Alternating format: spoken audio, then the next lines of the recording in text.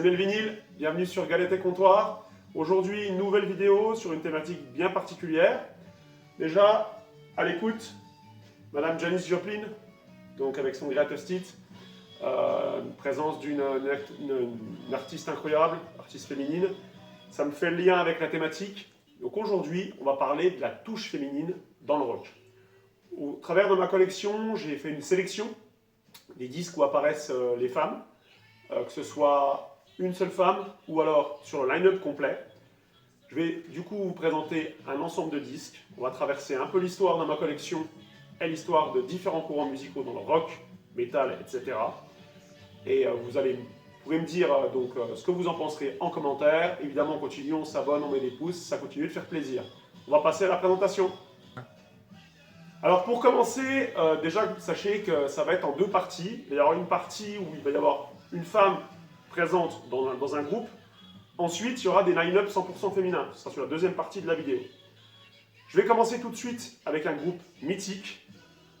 Ce groupe, c'est Jefferson Airplane. Donc, Jefferson Airplane, ici, c'est un groupe américain. On peut le considérer quasiment comme un fondateur du rock psychédélique. Ils ont commencé en 1965, donc ça date pas d'hier, hein, comme vous le voyez. Et c'est Grace Slick, ici présente, qui va porter la voix de ce groupe, une voix si charismatique, une voix envoûtante. Et on va la retrouver, donc ici, c'est le second album du groupe, si je ne dis pas de bêtises, le Surrealistic Pillow. C'est un disque mythique. Moi ici, c'est une réédition, hein, évidemment, puisque l'original est beaucoup trop cher. On va retrouver sur cet album deux chansons mémorables, que sont White Rabbit, la légende dit que ça a été écrit sous LSD, et Somebody to Love, qui est ma chanson préférée de Jefferson Airplane. Et Grace Slick, elle nous donne tout son talent musical sur ces deux chansons-là notamment. A noter que Somebody to Love, c'est aussi pour ça que j'adore cette chanson, elle est présente sur une bande originale d'un film dont un acteur que j'adore, qui est Jim Carrey. Ça intervient dans le film Disjoncté, où Jim Carrey fait un délire sur cette chanson lors d'un karaoké. J'ai également dans ma collection le 7e album du groupe, ici, Long John Silver, qui date de 72. Ça, c'est un original de 72. Et une compile qui date de 70, The Worst of Jefferson Airplane. Voilà, donc, on a au travers de Grace Slick l'incarnation de la femme dans le rock, dans le monde du rock. Et là, on est au tout début de cette période-là, donc avec le rock psyché et Jefferson Airplane, donc au milieu des années 60. On va poursuivre avec un autre groupe. Alors là, on fait un bond dans le temps, hein. Évidemment, je vous ai dit, c'est une sélection. Du coup, c'est non exhaustif. J'essaie d'avancer dans la chronologie, entre guillemets, mais par rapport à ma collection.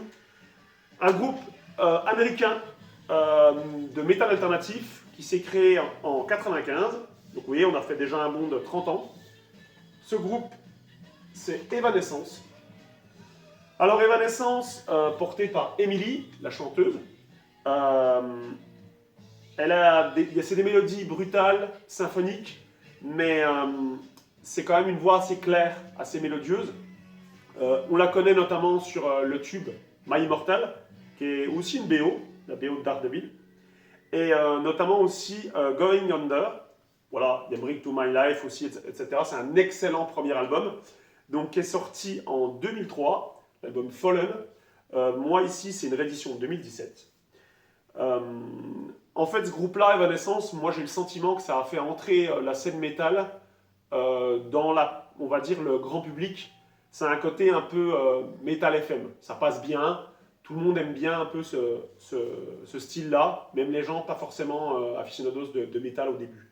Voilà. Et j'allais même dire que je pense que le public féminin est rentré dans le métal, en tout cas pour certaines, notamment, je pense, grâce à Evanescence. Enfin, en tout cas, moi, c'est ce que j'ai vu un petit peu dans les concerts que j'ai pu voir, qui correspondent à cette période-là. On a donc groupe américain, je l'ai dit, de métal alternatif. Je mettrai en lien, évidemment, dans la description de la vidéo, toutes les chansons que j'ai pu vous sélectionner. Et donc, voilà, je le dis, Going Under, Bring Me to My Life et My Immortal, notamment. Voilà. Ça doit être édité chez Bicycle, si je ne dis pas de bêtises. Voilà, très bon groupe Evanescence avec la chanteuse Emily. On continue de faire la part belle à ces dames. On va avancer un tout petit peu cette fois-ci dans le temps, puisqu'on va avancer que d'une année. On est en 1996. C'est un groupe hollandais de métal symphonique. Et là, on va aller sur Within Temptation. Within Temptation, porté par Sharon Denadel. C'est une voix aux teintes évidemment métal, métal gothique. Mais ça réunit aussi, dans différents albums, ils ont réussi à faire fusionner le classique, le rock commercial et le métal gothique. Donc moi je trouve que ce groupe il est très intéressant, et puis Sharon elle incarne bien ça. C'est que ça permet aussi de, voilà, je l'ai dit, de fusionner différents courants de rock, différents styles musicaux aussi. Ici c'est l'album The Heart of Everything, c'est une réédition de 2022. L'album est sorti en 2007. Et là, c'est une très belle édition de chez Music on Vinyl. Voilà, ça colle complètement à la définition de la fusion de différents styles. Moi, j'aime beaucoup dans le métal, vous le verrez peut-être au travers de différentes présentations, le côté symphonique, le côté mélodique, mais jamais aussi le côté un peu violent, puissant du rock et des différents courants métalleux. Et voilà. Du coup, je trouve que ça correspond bien, Within Temptation, et la voix prend tout son sens, donc la touche féminine est vraiment marquée dans ce groupe-là. On va dire que ça signe un peu un basculement, l'album-là. Hein. Certains décrient en disant que ça bascule un peu trop dans le commercial. Voilà, moi je trouve que c'est un album vraiment très réussi. Et si je dois mettre des chansons en avant, je vais dire The Final Destination, voilà, qui est sur la fin du premier disque. Et puis j'aime beaucoup aussi la deuxième du premier disque, The Howling. Voilà, petite sélection de ces deux chansons-là, qui pour moi sont excellentes. Voilà, avec souvent des artworks magnifiques. Enfin voilà, il y a un univers un peu mystique hein, dans le métal gothique comme ça aussi. Donc Within Temptation. On va avancer dans le temps aussi. Alors, avec les albums qui vont arriver, c'est des différents courants. Là, on reste dans les milieux des années 90 aussi, c'est 95, donc la même époque. Ça, c'est un groupe qui me tient énormément à cœur. C'est un groupe que j'ai connu il y a finalement pas très longtemps. J'allais te dire, quand mon fils a commencé la batterie, donc je dirais, je sais pas, peut-être en 2014, donc une bonne dizaine d'années. C'est un pote à qui je pense fortement ces jours-ci, Ludo, qui m'a fait découvrir ce groupe. C'est un groupe suédois de death metal mélodique. Vous l'aurez certainement reconnu. Donc, ici, j'ai plusieurs albums à présenter, mais on va présenter par exemple celui-là, le Chaos Legion, donc c'est Arch Enemy. Alors, Arch Enemy, moi je l'ai connu par War Eternal en 2014, donc avec la chanteuse d'après. À la base, j'ai pris un peu de notes, hein, désolé. À la base, c'est Johan Liva, un homme, qui tient le chant, et puis donc entre 95 et 2001.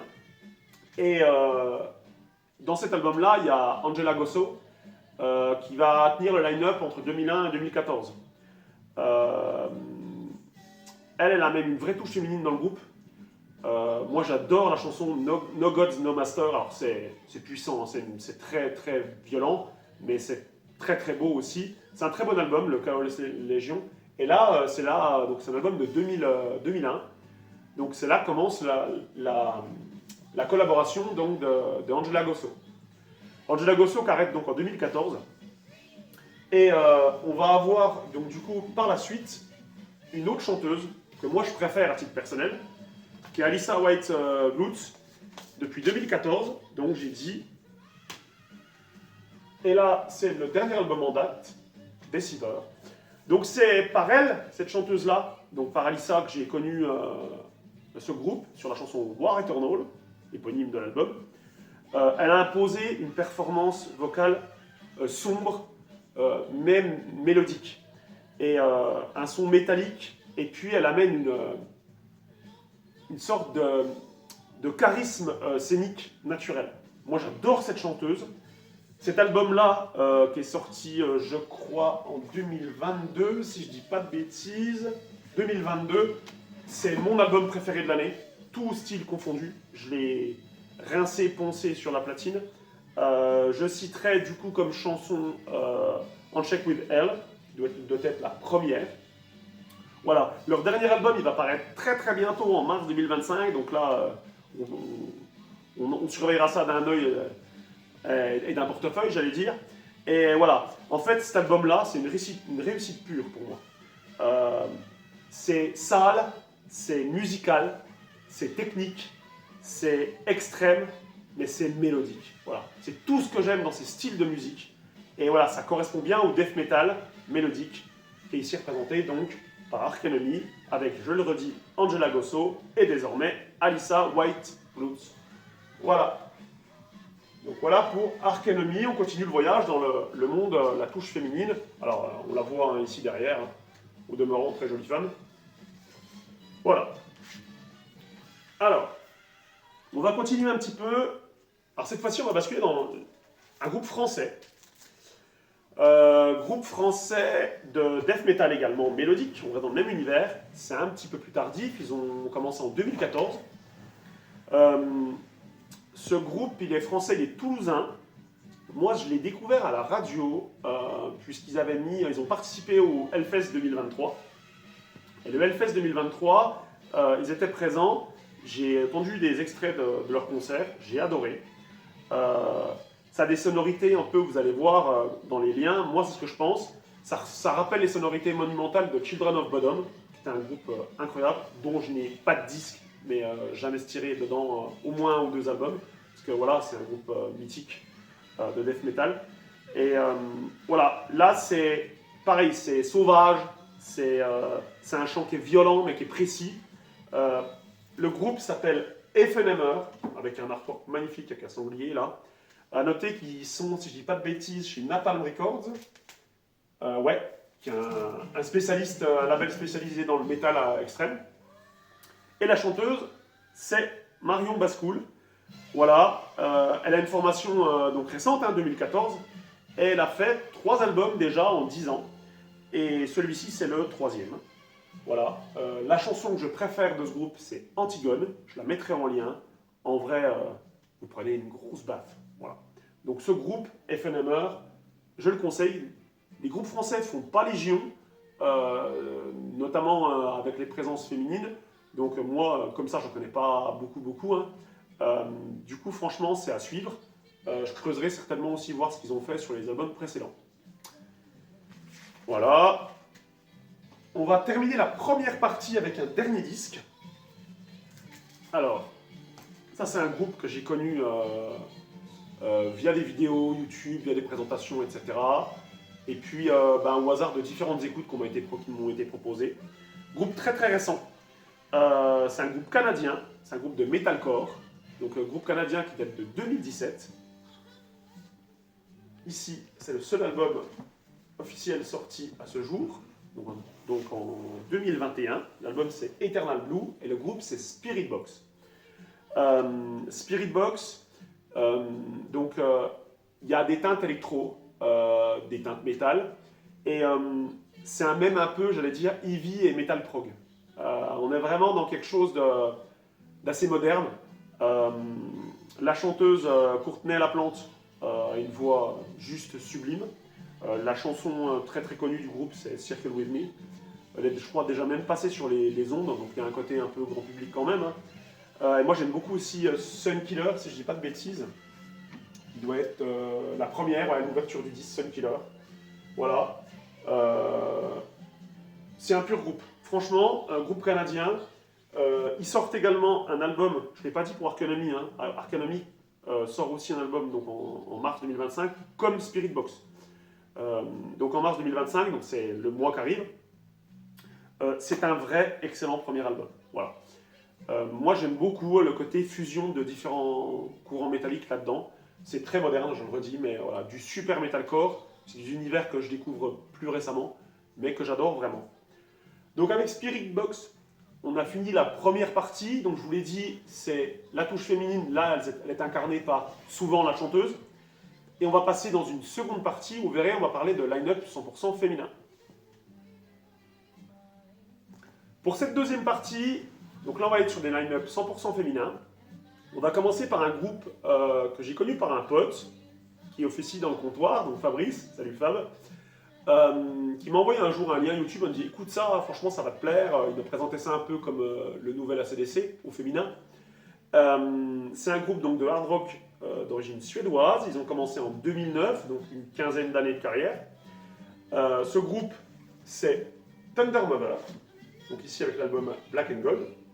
Cet album-là, d'ailleurs, je l'ai acheté quand j'étais à Madrid, dans une Fnac ou un truc comme ça. Je l'avais découvert là-bas parce qu'on ne trouvait pas ça facilement en France, les albums de Thunder Mother. En tout cas, dans les magasins, hein. Sur le net, ça se trouve évidemment facilement. Je disais donc Thunder Mother, groupe 100% féminin, présenté comme le nouvel AC/DC parce que c'est un hard rock un peu comme ça.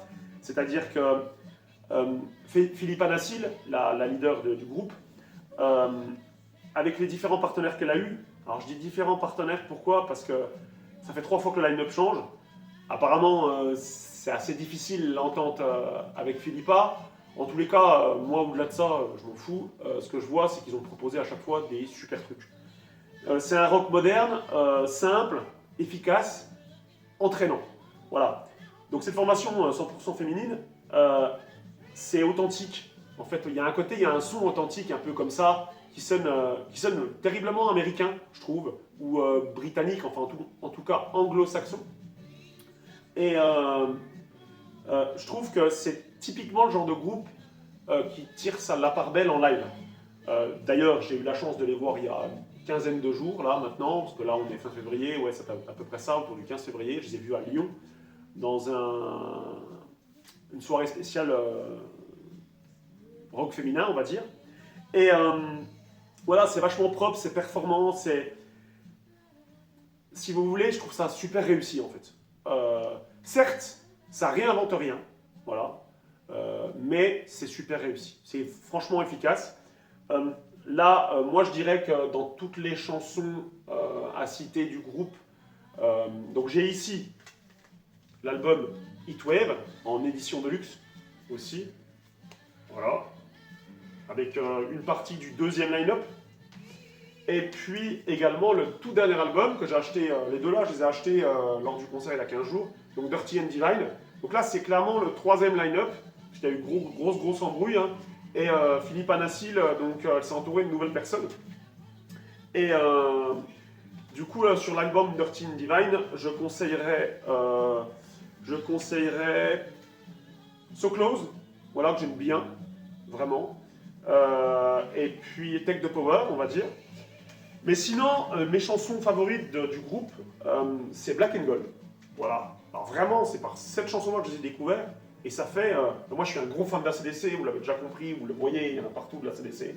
En CD, en vinyle, en livre, en bière. Et ben, j'ai les connu par cette chanson, Black and Gold. Je trouve ça super efficace. Et sur cet album-là, moi, j'adore la chanson... pardon. La chanson... elle est où? Driving in Steel, voilà, qui est sur le début du deuxième disque. Voilà, super chanson. Si vous devez découvrir ce groupe-là, donc ce groupe suédois, les filles suédoises, elles font de la bonne zik, et découvrez-le par ces titres-là. Voilà. Certains sont un peu déçus du dernier album. Moi, elles l'ont joué en partie en live, j'ai aimé. J'ai déjà écouté 3 fois l'album, moi j'en suis plutôt satisfait. Il y a des moments un peu plus balades, peut-être un peu plus mainstream, mais voilà, moi j'aime beaucoup, ça reste encore du super bon rock, voilà, au féminin. Alors, dans la même année, c'est créé un groupe américain. Je vais couper la platine, voilà. Merci Janice. Dans la même année, c'est créé un groupe américain, je disais, de post-punk, univers complètement différent. Ce groupe-là, moi, je l'ai connu grâce à un ami de la Vinyl Community, qui est Jocelyn, chasseur de vinyle. Il a été vachement influent, hein, j'allais dire, sur certains de mes derniers choix ces 4-5 dernières années. Il m'a fait découvrir plein de groupes, et notamment ce groupe 100% féminin. Donc, c'est les Anglaises, les Londoniennes de Savages. Ici, c'est leur premier album, Silence Yourself. Alors, groupe 100% féminin emmené par Jenny Beth au chant. Ils ont sorti 2 albums, donc cet album-là et cet album-là, l'album Adore Life. Le premier date, si je dis pas de bêtises, je crois que c'est 2011. Excusez-moi, je regarde. 2013 et 2016. Donc 2013-2016. Donc formation féminine, anglais, je l'ai dit. Jenny Beth, que je trouve excellente au chant, vraiment. Alors le line-up complet est très bon, hein. Mais si je dois sortir deux personnes, c'est la chanteuse et Aze Hassan, qui est la bassiste. Moi, j'ai une attention particulière à la base rythmique d'un groupe, batterie basse. Et franchement, la basse de ce groupe-là, c'est génial. Vraiment, vraiment, vraiment génial. Je la trouve très, très présente, notamment sur deux chansons que j'allais vous dire. Je vais vous citer I Am Here, qui est sur cet album-là, et Sad Person, qui est sur cet album-là, qui est peut-être ma chanson préférée de Savages. Voilà, c'est quelque chose d'assez, j'allais dire, urbain. Ça fait un peu... voilà, on sent le côté londonien, un truc un peu pareil, un peu qui sent l'huile, qui sent la rue, voilà, qui sent la Guinness. Enfin voilà, mais porté par quatre nénettes qui sont des super musiciennes. Vraiment, merci Jocelyn pour ces découvertes, pardon. C'est un pur groupe. Celui-ci, je l'ai acheté sur Discog, voilà, bêtement. Et celui-là, je l'ai trouvé quand je suis avec mon pote Fab. Je ferai une vidéo à l'occasion de récap là-dessus. Quand on allait à Hertogenbosch l'an dernier. Voilà, vraiment deux excellents albums. Donc, si vous voulez continuer à découvrir la touche féminine dans le rock, eh ben, allez plonger sur Savages. Voilà. Alors, on continue. Il me reste deux groupes à vous présenter, plus un petit bonus. Le prochain groupe, alors là, c'est pareil, un groupe récent, 2013. Alors, écoutez bien, c'est de 2013, c'est-à-dire que c'était il y a 12 ans. C'est un groupe mexicain de rock alternatif. Ce groupe s'appelle The Warning. Alors, The Warning, c'est quoi? C'est un power trio, trois sœurs, les sœurs Villarreal, trois mexicaines, qui ont déjà sorti quatre albums. Celui-ci, c'est le dernier, Keep the Fed, pardon, qui est sorti en 2024. Ils ont déjà fait 4 albums, et je vous ai dit, c'est un groupe qui est 2013. Ce line-up, actuellement, il est entre 20 et 25 ans, en 2015. C'est-à-dire qu'il y a, à l'époque, quand ils ont sorti leur premier album, la batteur, donc, qui est Alejandra, parce qu'il y a Daniela, Paulina et Alejandra. Donc Alejandra, elle avait que 13 ans sur le premier album. Vous imaginez, moi qui suis fan de batterie, enfin, cette petite nénette, elle a tout éclaté dès le début. Et ce power trio fait un mal fou aux sonorités, c'est dans le bon sens du terme. C'est génial. C'est du vrai rock alternatif. C'est très bon. Alors ça plaît évidemment à la communauté un peu mainstream parce que voilà, c'est du rock alternatif, c'est pas quelque chose de très très pointu, dark ou quoi que ce soit. Mais ça va plaire aussi aux métalleux, on va dire un peu plus spécifiques, parce qu'ils apprécieront forcément le travail de ces trois excellentes musiciennes. Et si je dois sortir des chansons de cet album-là, alors moi je connais pour l'instant que au travers de cet album-là, ou je dis une bêtise, je les ai connus moi par toujours mon pote Ludo. Ils avaient fait une reprise en live de Enter Sandman de Metallica. Je vous le conseille, je la mettrai peut-être aussi en lien YouTube. Enter Sandman de Metallica, ils ont fait une super version. Et donc sur cet album, moi la chanson que je surkiffe, c'est Apologize, et également la chanson Satisfied.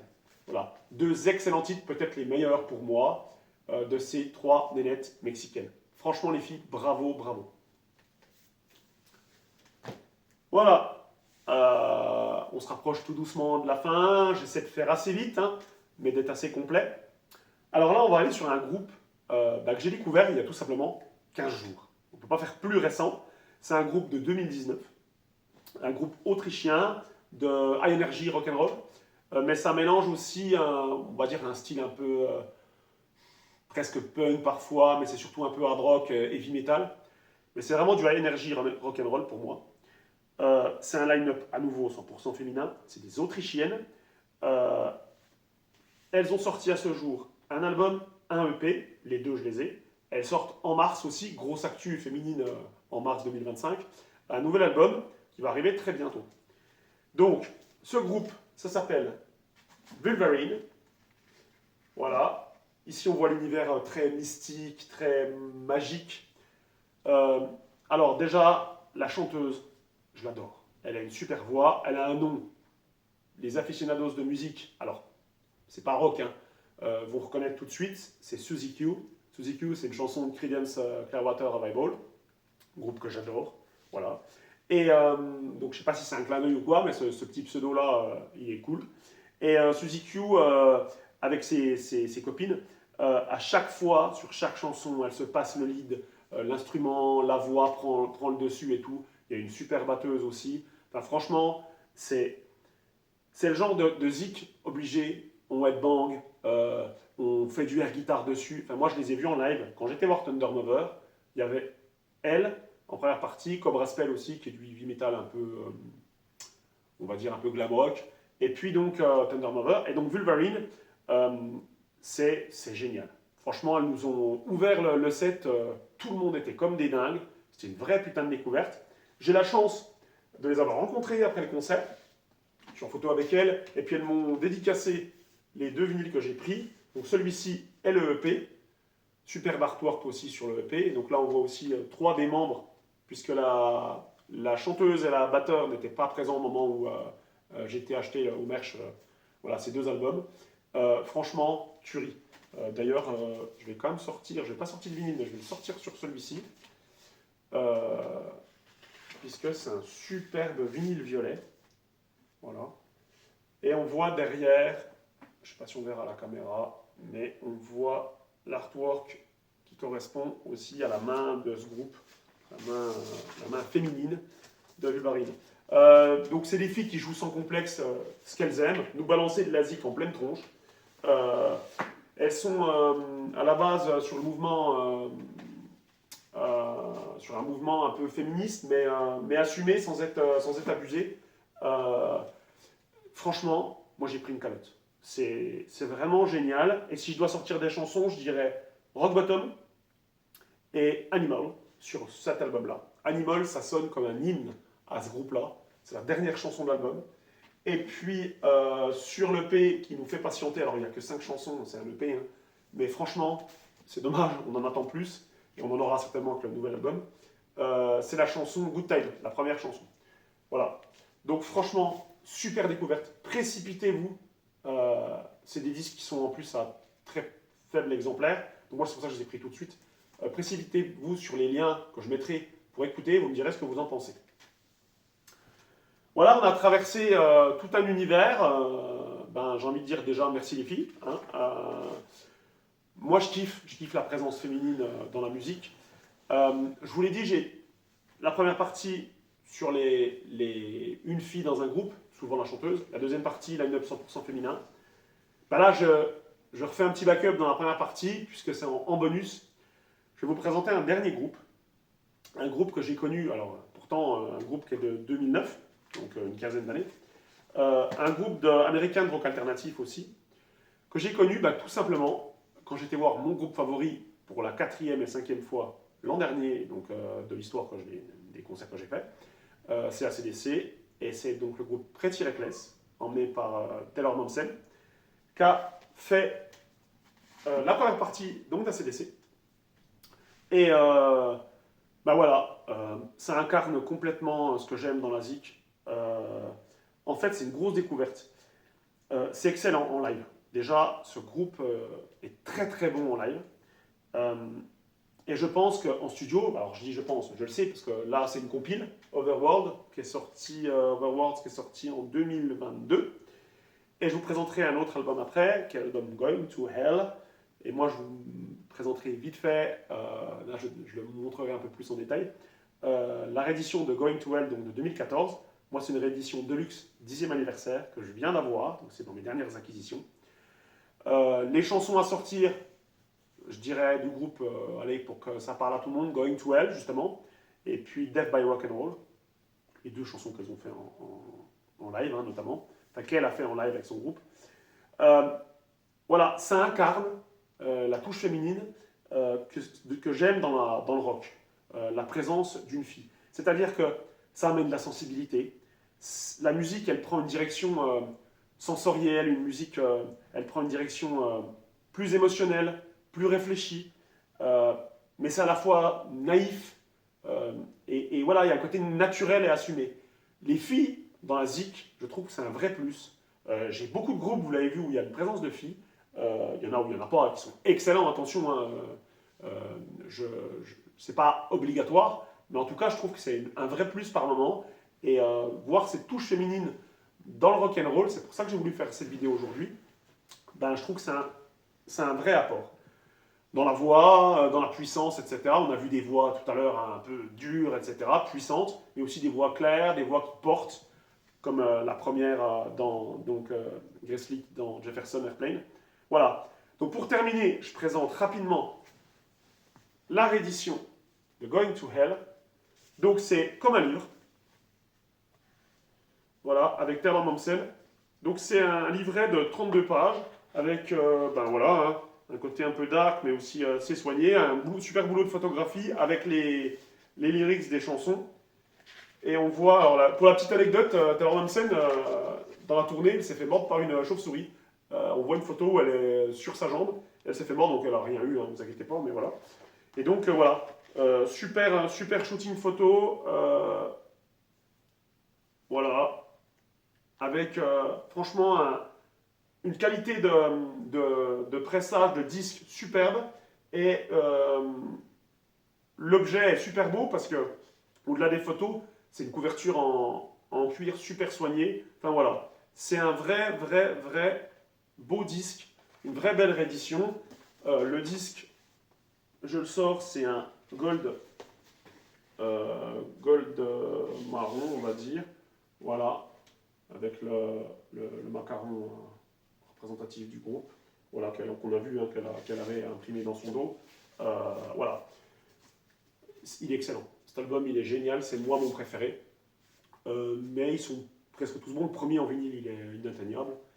Les autres sont très bons. J'ai une pensée pour Rudy qui l'a rentré aussi, mais en version simple. Et puis qui rentre aussi au fur et à mesure les autres albums. Donc Rudy qu'on retrouvera dans le comptoir. Voilà, donc je suis content. J'ai cité plein de groupes que j'aimais. J'ai cité plein de potes à moi, des potes du comptoir, des potes à côté. Je le redis, j'ai une grosse pensée pour toi, mon Ludo. Je sais que tu traverses des moments pas faciles. On est de tout cœur avec toi. J'espère que cette vidéo vous aura plu. Donc la touche féminine dans le rock. Je vous invite à commenter, à me dire ce que vous pensez, s'il y a des groupes que vous ne connaissez pas. Encore une fois, le petit pouce, ça fait plaisir. Les abonnements continuent de monter, moi ça me touche, ça me fait plaisir. Je remercie aussi à nouveau tous les potes de la VC qui me font des clins d'œil ou qui mettent des commentaires. Et je vais suivre évidemment l'actualité de tous mes potes sur la VC. Je vous dis à bientôt, écoutez de la musique, vivez de musique. Salut!